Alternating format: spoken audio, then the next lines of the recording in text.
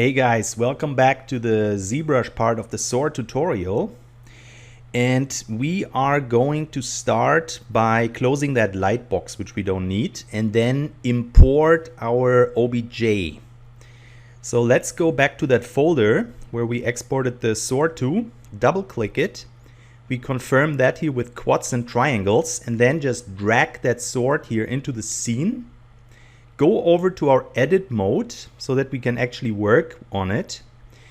And then let's change that material here to a madcap white material. I find this material pretty nice to work with. Let's go over to our geometry tab and under modify topology, close holes.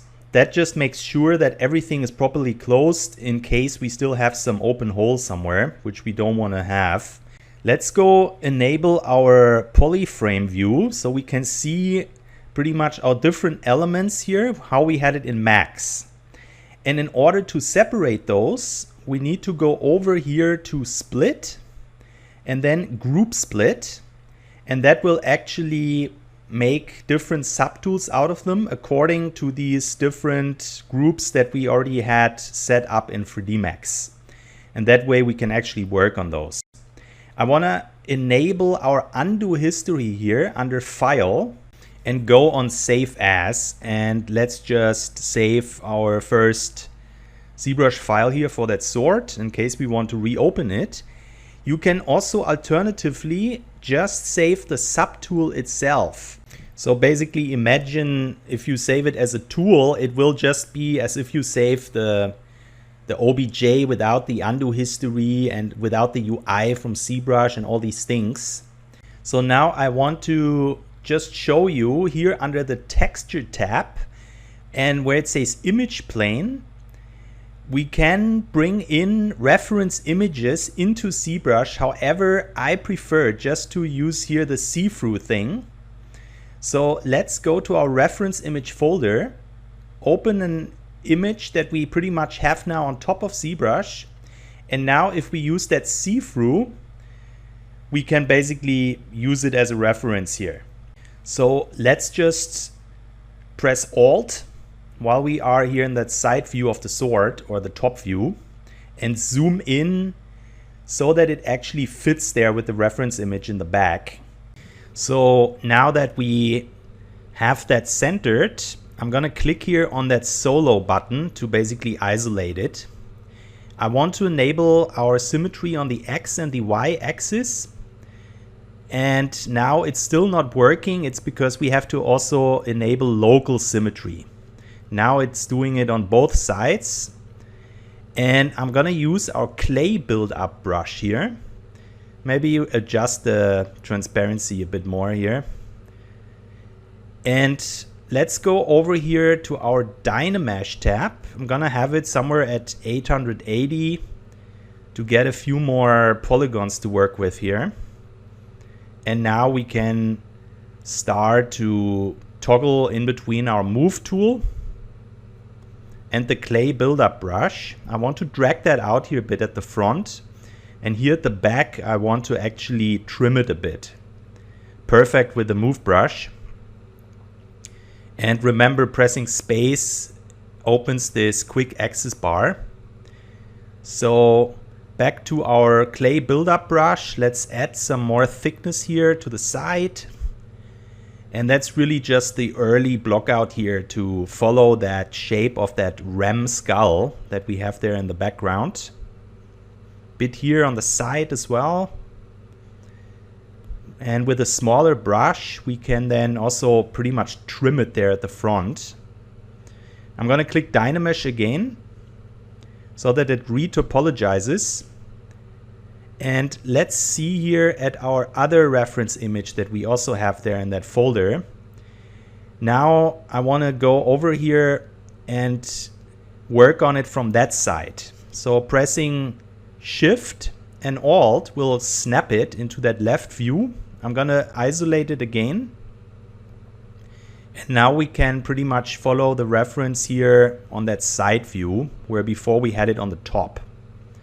And once again, I'm using the move tool as well as our clay buildup brush here in the beginning to quickly block out this kind of a shape that we have on our reference. I'm gonna get out of our solo view.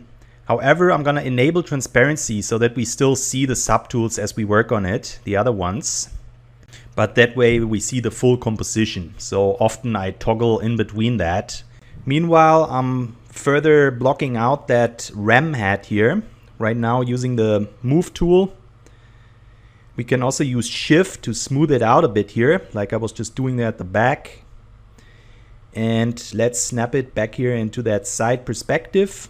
I want to use our clay brush, and I use Alt key to actually make a C sub operation there to take away some of these polys.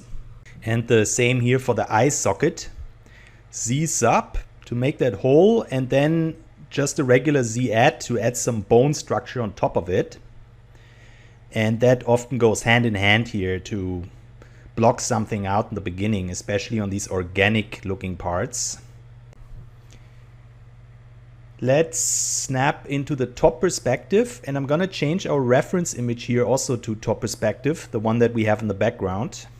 And with our move brush, I'm gonna then take it into isolation mode once we zoomed in here and have it aligned to the reference image. And also reshape it so that it fits our reference image there. So really just a matter here of using our move brush in combination with our clay buildup brush in the beginning to shape out that element here more according to our reference image. Gonna readjust our transparency here a bit. This here, maybe it's better to have it come in a bit more. And also these bones that are over the eye socket, I actually want to push them out a bit more. Let's go back here to our side view. And I also included a reference image here, compilation of actual rum skulls. Let's take a quick look at that. So you can see how the bone structure over the eye sockets is actually coming out quite a bit. So what I want to do is take our clay buildup, put it to a smaller brush size and add more thickness there. Gonna draw a selection outside of our element, which makes a Dynamesh, same as if you click the Dynamesh button. And that way we have it retopologized here once again. Gonna add some more thickness here where we have that nose. And maybe let's increase the Dynamesh tessellation here to something like 1250 so that we have a bit more of a refined mesh here where we can already add a little bit more details here. Once again, I'm still focusing here mostly on these eye sockets, which really sells the whole thing. We want to make sure we have enough thickness there around them.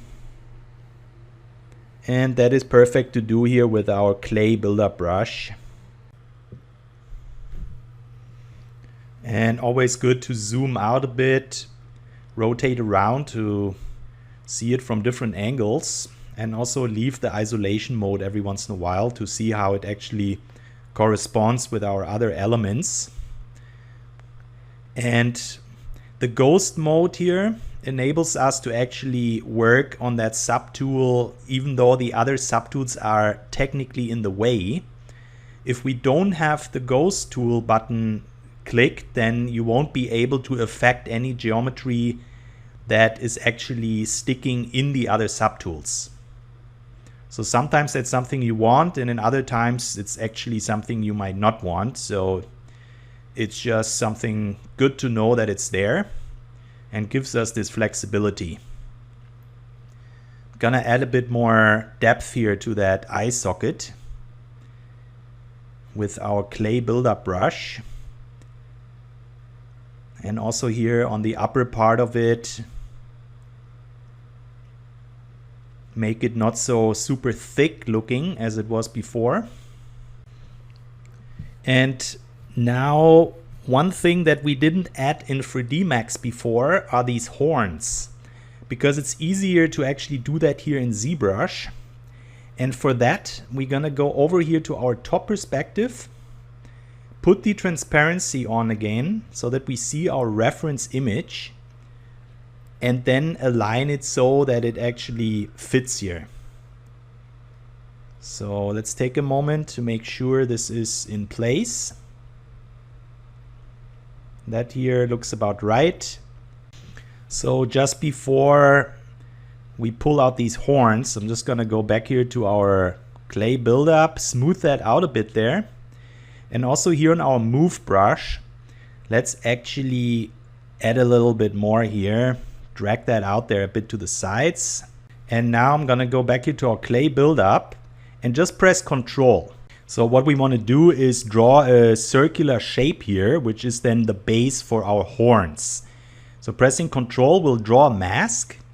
And now we went a little bit too far here, so I'm gonna press Control and Alt to take away from that mask. Take a little bit off from it again. And like always, it's often a matter to add and then take away. This is just how we work in ZBrush a lot. Same with the Z add and the Z sub brushes. You may notice that when I rotate around that mesh, it isolates everything automatically, which is sometimes a bit annoying. And that happened because where we have our solo button here, I must have clicked accidentally that dynamic thing. Usually I have that turned off, so now that we rotate around it, everything is visible and it doesn't isolate automatically. Let's go down here to our subtool palette, where it says extract, and we're gonna extract out this selection that we have here and then accept it. So now we have a new subtool. Our masking information is still on it. Let's press Control into the viewport that will invert that mask. Let's take another look here at our reference image in the background so that we actually see how that shape is going here on these horns. And now with our transparency enabled, maybe somewhere around 50%, we can really see what we're up to here. I'm gonna bring up the brush menu and I wanna use this snake hook brush. And what that does is we can drag out some geometry here. We wanna have a bigger brush for it. Remember, we still have our mask on, so the masked region is not affected. And now let's drag this here, like the name suggests of the brush, like a snake a little bit here, and follow that shape. So now we need to snap it here to the side perspective, and we want to change our reference image here as well to the side perspective. So with that brush still enabled here, let's reshape that here. It's a bit like the move brush, which we also gonna make use of. But for now we have some basic shape here, and you can see how this is not the nicest geometry right now because we haven't dynameshed it yet. So what we want to do is dynamesh it in order to have some actual polyframe there that we can work with. So let's put our dynamesh resolution to somewhere around 1000. Let's get rid of our masking information on that subtool. Press Control and drag a selection in the viewport so that we can actually make use of dynamesh, otherwise it won't work. And now it looks all chiseled there, where the polygons were stretched out before. So now that I have it in isolation mode, I see that we have some fragments here which I want to get rid of. So first thing, I'm going to go back here in our undo history before we had dynamesh on it. Let's press M and let's use the mask lasso tool here. And what we can do with that is draw a selection here while pressing Control. And thanks to symmetry, we have the other elements also already selected. Just press Control and click in the viewport to reverse that mask selection. And here under Visibility, we can say Hide Points. Now we go back to Geometry. And under Modify Topology, we say Delete Hidden. This is how you can delete geometry. It's a little complicated, but that's how it works here. And now we are ready to go back here to our Dynamesh. And let's put it a little lower than we had it before. I'm gonna have it at 700 here. So now these horns still look a little weird. So I'm gonna use our Move brush here.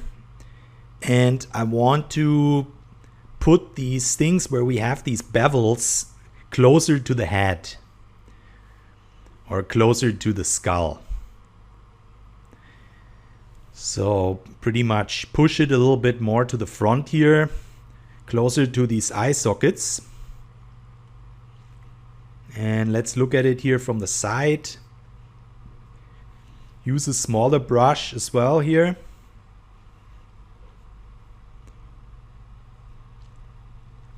And we want to smooth that out here where we had these chiseled polygons earlier. Just press Shift to smooth. Also here a bit on the side, or more from the front actually. And overall, that already looks pretty good to me. So now that we have this here, let me take that into the solo view. And that shows that we have some connection there that I actually don't want to have. So I'm gonna open up the brush menu. And I want to filter for T.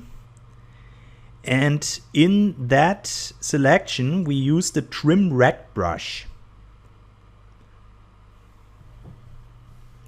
And ZBrush already gave us a clue how it works. Control and Shift, and basically that cuts it off there where we had that connection that we don't want to have. Now we can use Dynamesh again here, and now we have these horns on all four sides thanks to our activated symmetry, and that makes for a good base here that we can then do more work on. And speaking of which, I'm gonna go back here to our top view reference image, which is always a matter of aligning it back here. And then once we have that, let's adjust here our see-through level. And I'm gonna take our Move brush here to follow along more the shape that we also have on our reference image. Trim that here a little bit there at the ending of those horns. And just overall have a bit more of a curvature there. Gonna take a smaller one and pull it out a bit here. And these things here, we can pull them back again a bit. So now with a smaller brush, I'm gonna use our smooth operation here by pressing Shift, which is also a way to round it a bit more than it was, where before it was a bit more jagged looking. And then once again, our Move tool, try to really follow that shape that we have here on the reference image.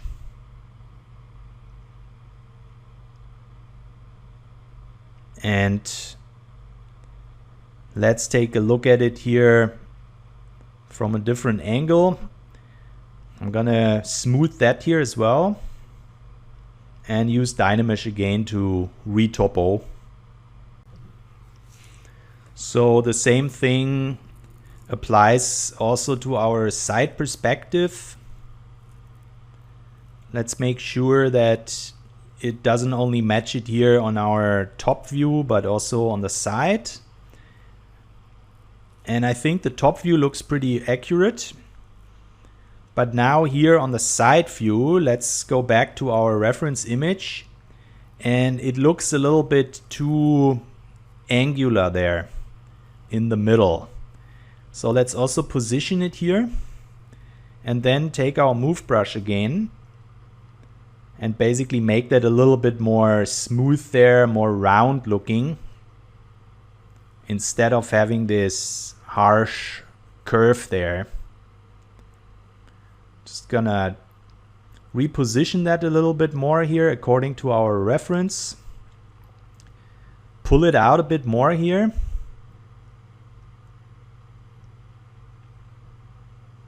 And that way we make sure we're not only following the reference on our top reference image, but also on the side. And also I want to use our shift key again to smooth it a little bit. Let me put the transparency off for the moment. Don't need it right now. And some more smoothing here. And overall, that is a good base here that we can work with then. So for now, I would say we focus on the next object. We're pretty much still not working on the high poly details yet, but we are improving our block out. So let's take that piece here into isolation mode. Make sure you have symmetry on and local symmetry. And let's give that a Dynamesh here with a resolution around 1000. And I'm gonna use our move brush here to drag that to the inside a little bit, make it a bit more interesting here and a bit more curved in some of these parts, because it's so far still very static looking. And we can also use that move tool here to give it a bit more of a pointy blade looking appearance here to the front. And also here at the back we can squeeze it a bit there at the ending. But most importantly, let's look at our reference image here from the side and put back on our transparency here. And it must not always be perfectly in place here in order for us to see what it looks like there in the background, and basically make that a bit more pointy looking here.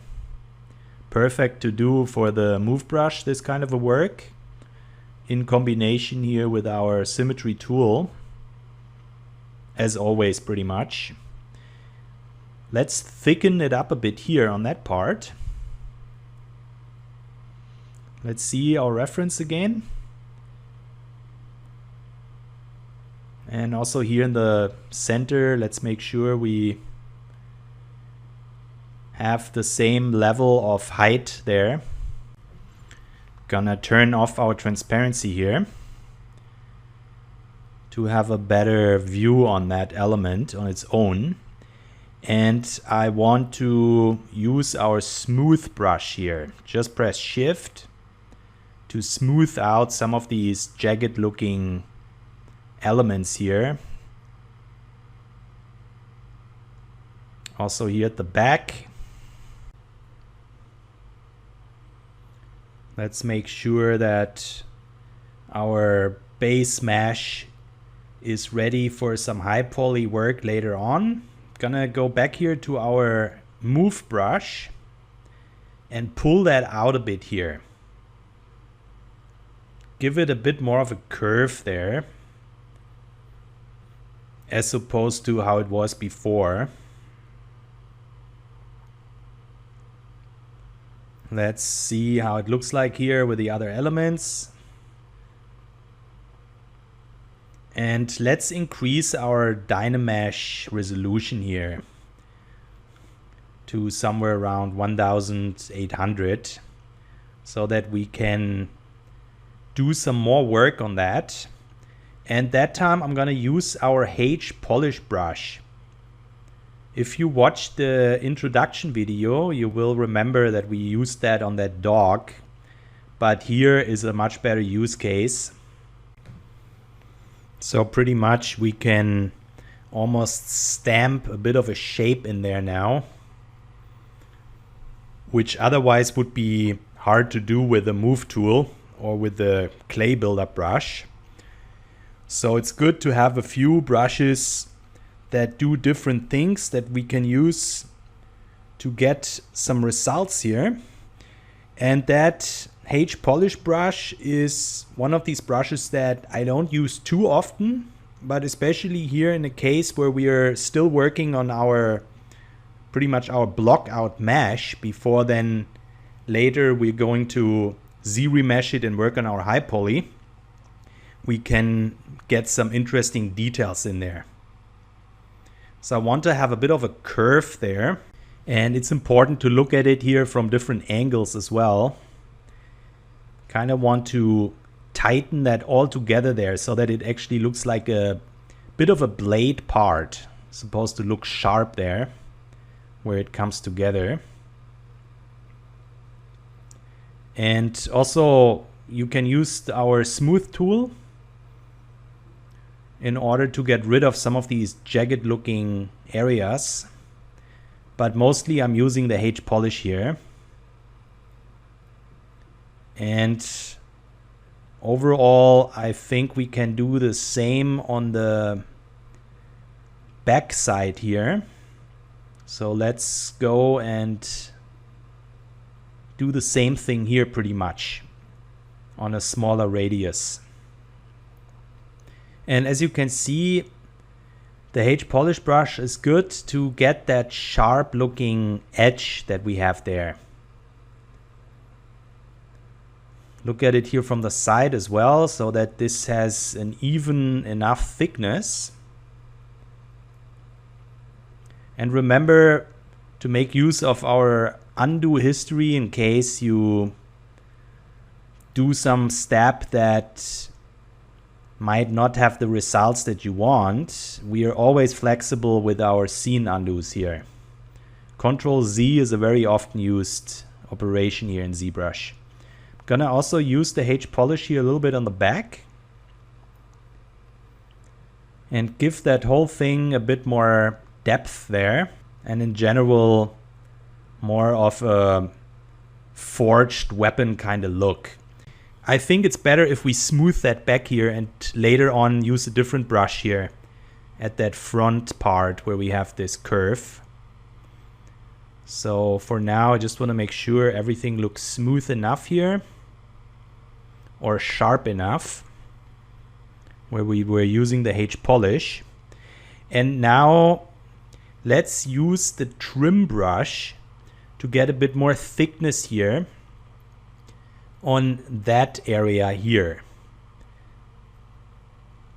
So let's zoom in here from the top perspective, and you can see what that brush is doing. We were using it also before in the introduction video. So now let's just draw this line here to add some more thickness here to that. And I'm gonna use our smooth brush, well, the smooth tool, just by pressing Shift really. And also here at the end we can give it a bit more thickness. And that way this piece here already looks a bit more interesting. Let's take another look at our concept. And you can see how we have some more of division there on that element. And for that we can use our mask tool again, the mask lasso. And essentially we want to go back here in our transparency mode so that we see what we're up to, and then we press Control and draw a selection here. And we missed one part here, so let's press Control again to close that. Let's invert that mask by pressing Control and clicking in the viewport. And now I want to make use of our move tool here. Let's disable symmetry and click on that little button there to pin it into the center, and now we can transform it here. And squeeze it a bit more here to the inside. That looks about right. Now I'm gonna get rid of our mask here and go back to our draw mode. And I'm gonna use Dynamesh again here to retopologize this geometry that we have here. And let me go into that isolation mode once again here. But first, let's make sure we have symmetry back on. Now, this still looks a little bit too jagged and sharp here. I actually want that to be smooth. So we're just gonna use our smoothing here. Look at it here with the other subtools as well. And I think that makes for a good base here. And as a next thing, we can work on that piece here. So let's press Alt and select it. Make sure we have symmetry on and also local symmetry. And I'm gonna have a Dynamesh resolution of 800 here. And now, before we actually continue, I realized that there are some errors here in that mesh. If we take that into isolation view, you can see that we have some holes in here. And that means that we have some subtools here that are actually just consisting out of these fragments. So I'm gonna find it here. There it is.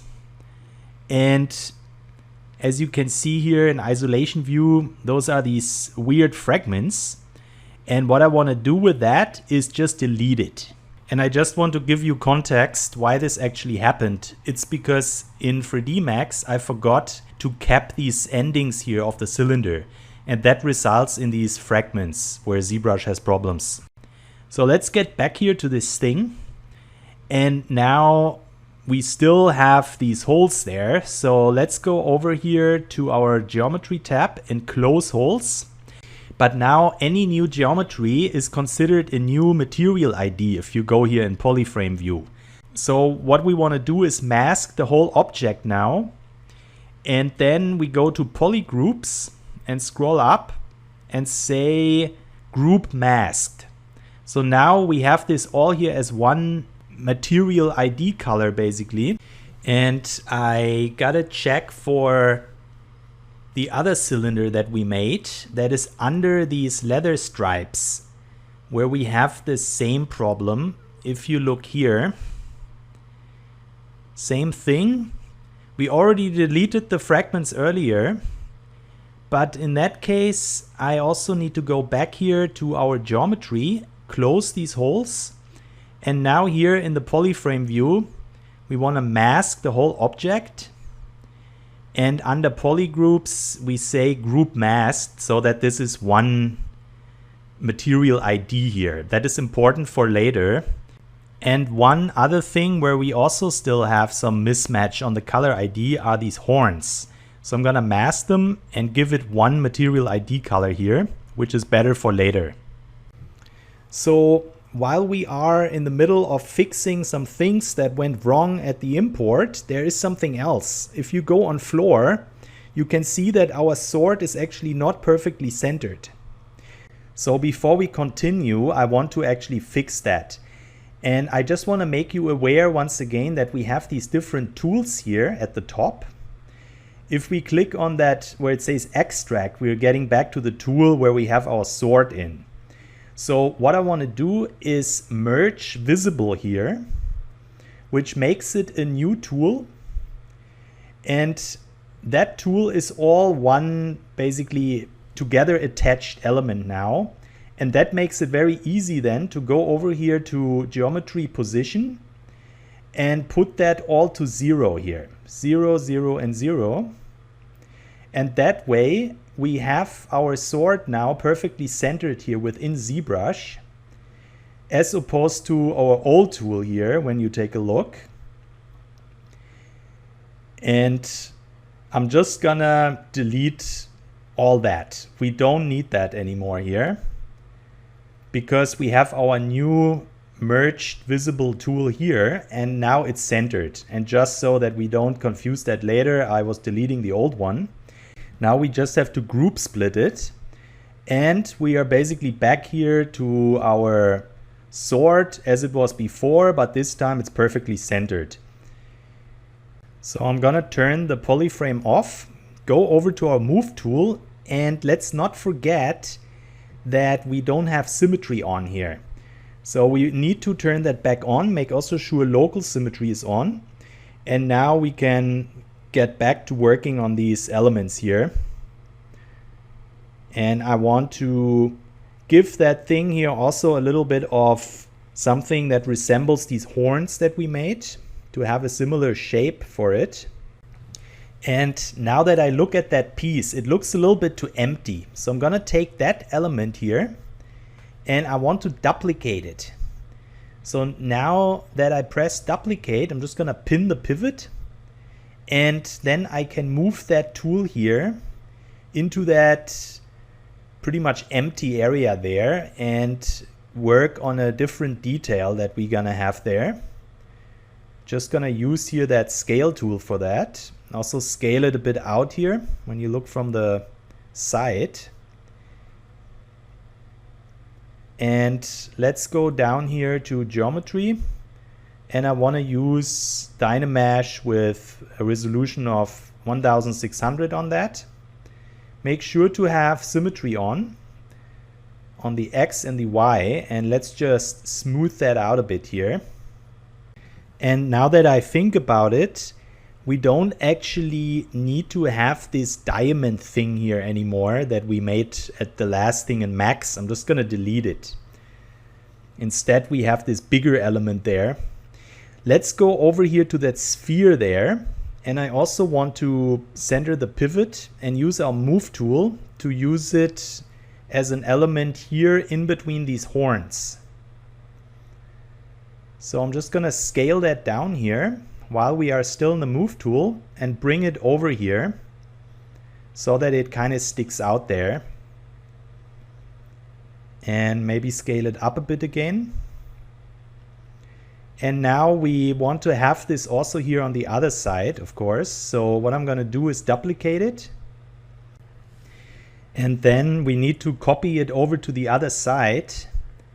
Oh, actually, I don't want to merge it yet. I'm gonna cancel this here. So with our copied sphere here, let's go to deformation. And now here under mirror, we're gonna mirror it on the X axis. And now we go back to the first sphere here basically and merge it down. So now we have this here basically as two objects, but merged together as one. And that means we can work on it on both sides with a symmetry. I'm gonna Dynamesh that here with a resolution of 1400. So while we're at it, I want to do some more work here on that piece, but without these horns in the way.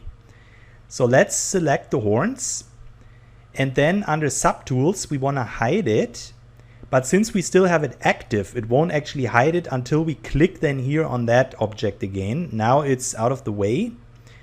And now we can use our clay buildup brush here while being in the ghost mode to add some filling here, which will look better than if it's just cut off there. So let's go back here to our Dynamesh, and I want to have it at a resolution of 1000. So next I want to flatten this upper region here. I'm gonna make a rectangular mask selection here. And in case you still have the mask lasso selected, let's go to brush menu, M, and then mask rect is what you want to select, and just Control key to make a rectangular mask here. I'm gonna invert that selection and then use our move brush here to kind of flatten that in here. Actually, let me undo that here. What I want to do is use our clay buildup with the C sub operation by pressing Alt. I think that is better. It doesn't produce all that chisel there on the side. Just a bit more smoothing here, and then let's get rid of that mask and draw a selection so that we make automatically a Dynamesh operation on that. Gonna smooth that out a bit here. And let's get out of that isolation view. Let's go back to our move brush here, and I just want to pull that out a bit here where we have this bevel. So now I'm gonna have our clay buildup tool, and I'm actually adding a little bit of geometry here on top. I make 3 lines by pressing Shift, and that way we have some more interesting looking detail there that we can work with. Let me get back here into our ghost mode with the transparency enabled so we see what we're up to. And I'm gonna build up a little bit of geometry here on the sides.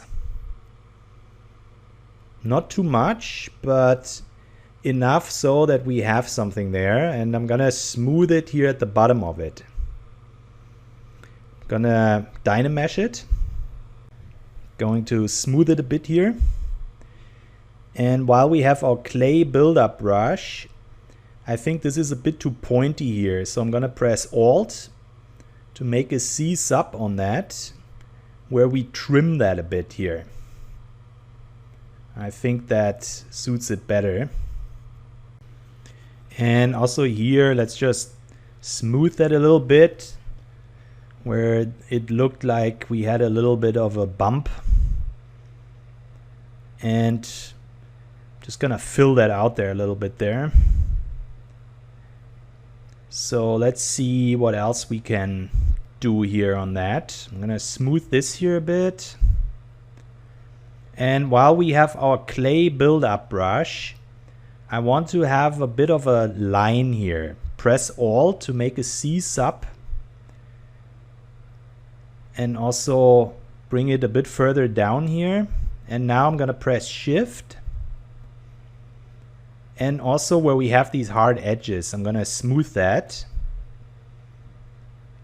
so that this element looks a bit more of an interesting shape here, and it's not just this completely solid looking piece. Smooth that a bit more. A lot of it is really rotating around, looking at it also from different angles. I'm gonna put these horns back on here. Let's look at it here. I like our composition so far since we started. I'm gonna select that piece here in the back, and I want to duplicate it. Go to our move tool and make sure the pivot is centered here, and then bring it to the front. Gonna squeeze that a bit here, and then we have another element that we can add here, so that this grip has a bit more of an interesting shape here. Just gonna position it a bit better, and also that piece here, I want it to be a little smaller, so I'm just gonna squeeze that a bit. And that here, I wanna squeeze it here only from that side, so it's not just a perfectly round shape. And now I'm gonna use Dynamesh here. Make sure X and Y symmetry is on. And Dynamesh somewhere around 1200. Just gonna take that into isolation mode here and smooth it so that we don't see these edges anymore. And now that we are on that grip here, we're gonna work our way basically from the front to the back. I'm gonna use the mask lasso tool once more, and I want to have a selection here that I'm gonna invert, and then use our move tool here to drag some of these polygons out, and also here a bit to the front. Bring that in a bit here. And I'm gonna get rid of the mask and use Dynamesh. And that way this looks a bit more interesting here. Now one thing I noticed, these spheres here are not perfectly centered. I'm gonna go to position and put it to 0 on the Y-axis. Before we didn't have that. So now we can go back to our draw tool, and I'm gonna smooth that a bit here on this element. A lot of it is jumping from object to object sometimes. I'm trying to be on one object as much as possible, but especially in the beginning, we sometimes have to jump around a bit. So I'm sorry if that can sometimes be a bit annoying to follow, but this is just what it takes. I'm gonna do a bit more work here on that horn. Having a look at the reference image. And we want to make sure we have our symmetry on X and Y. And I'm gonna take that back a bit here. That was a bit too close to that eye socket. And I think that looks better here now.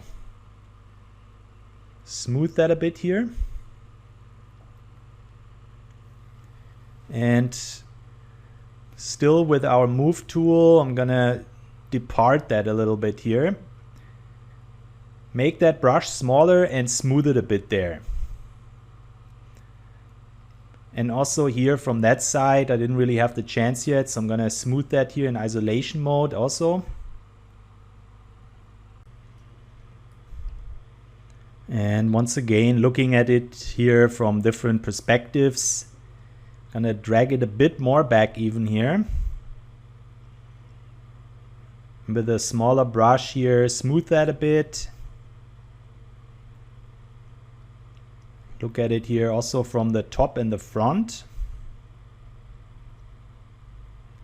And overall, I think we could use a bit of a higher resolution on that now. I'm gonna have it at 1600.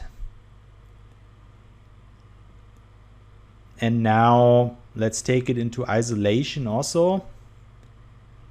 And I'm gonna smooth it a bit here, so that we don't have this chiseled look on it too much.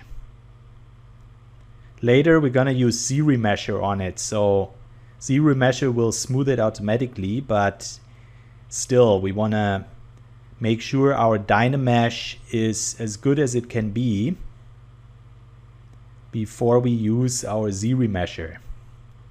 So far we haven't Z-remeshed anything yet, by the way. We're gonna get to that later. But yeah, those horns, I think, look pretty decent now. Just a few bits here, a bit more smoothing. And let's look at it here from the top. And I think the next thing that we can do is take one of these leather stripes here. Let's take a look at it here in our polyframe. These are all one element. And what I'm actually gonna do is say auto groups. And then on subtools, I'm gonna group split it so that we have one individual leather piece here to work with. So you can see how all these other leather pieces now are separate subtools here. And I'm just gonna delete them. Delete, delete, delete. It automatically jumps to each one, and I'm just gonna leave one here. And of course the one here in the center, the metal piece.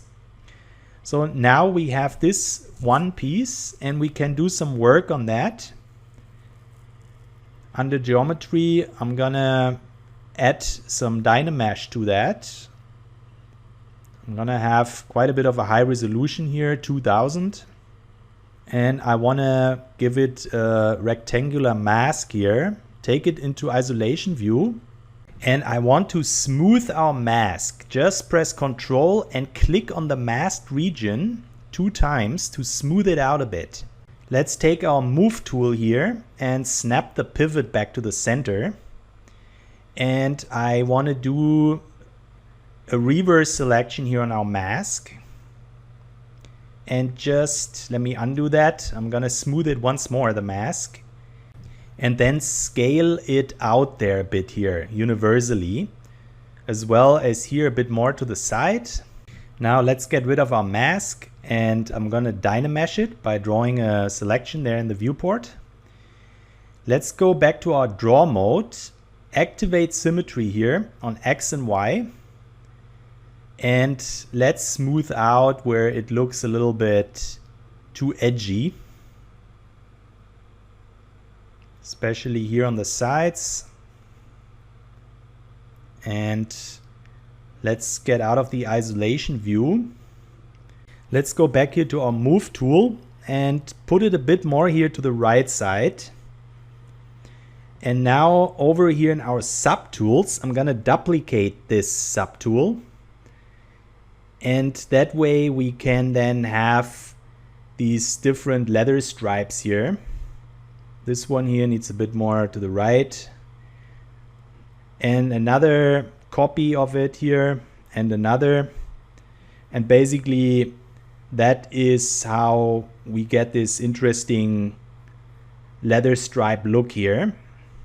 Gonna put that back a bit here so that it looks like it actually gets stopped there by that metal ring. Now I'm gonna duplicate it once more and do the same thing here on the other side.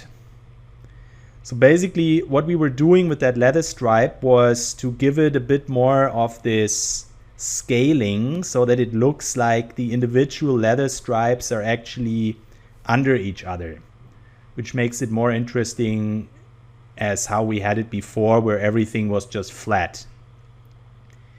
So this is our leather grip so far. And now what I want to do is attach these different stripes back together so that they are pretty much one element. So let's see that we start here with the one on the left, and merge down means that we attach them back together. So one by one, they get highlighted as white when we attach them, so you see which one. And this one here in the middle is a different element. So now in case of this ring here, you can see how it looks a little hard surface. So we can just divide it 4 times.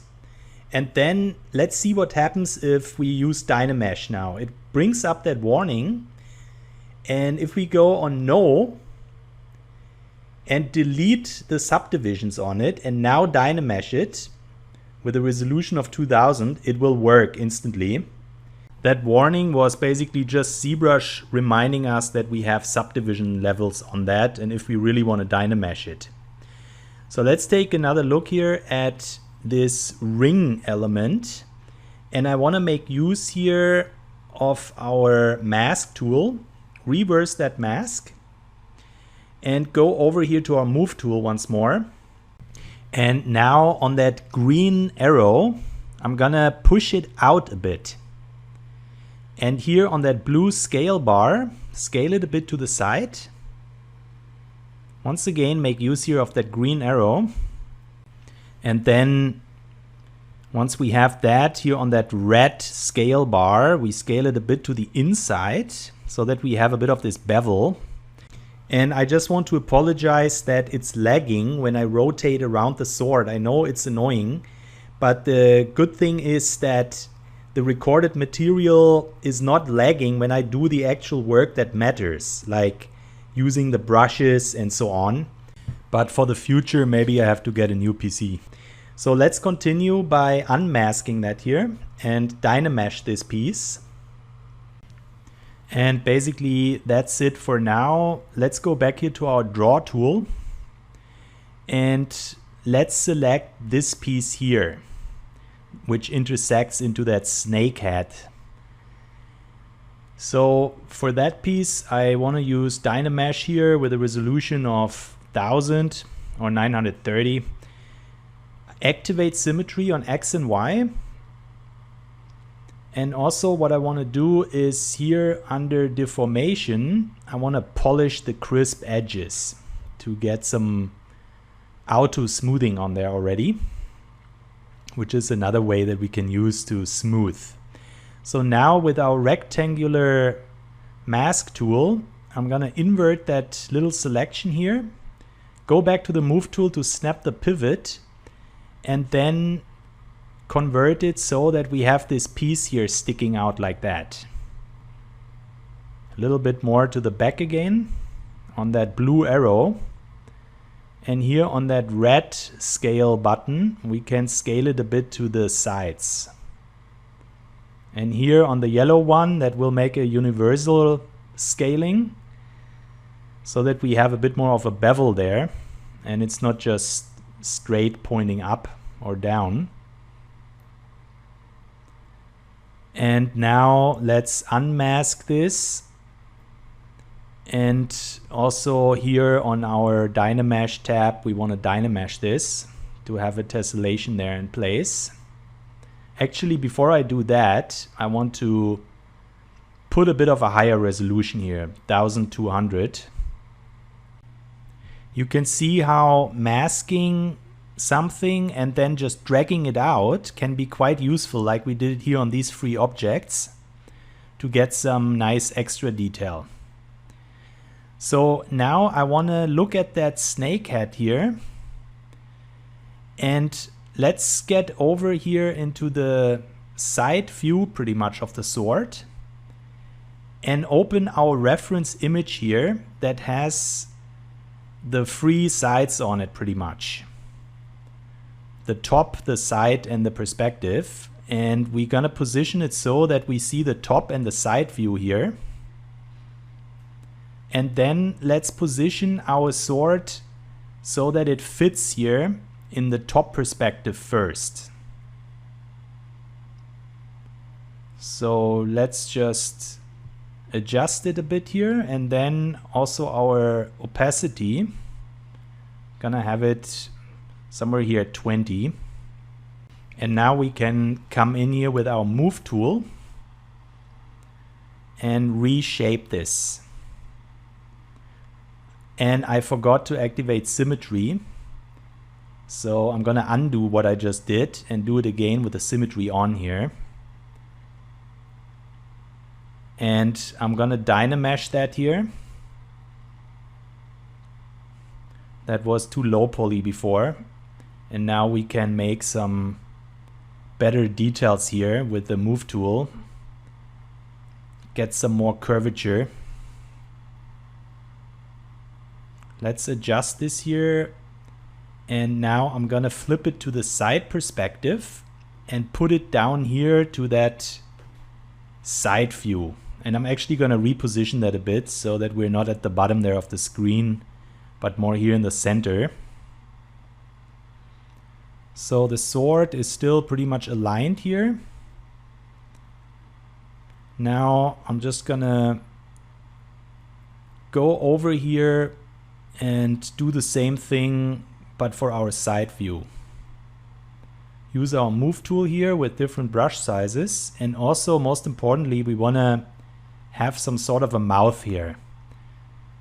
Let's enable transparency so that we can look through that sphere as we drag this geometry in there to get this gap for the mouth. And I'm already adding a little bit here where we have the eye sockets later on. And now we have something that is pretty jagged, so let's smooth it here with our smooth tool. And let's take it in isolation view. Smooth a bit here as well at the back.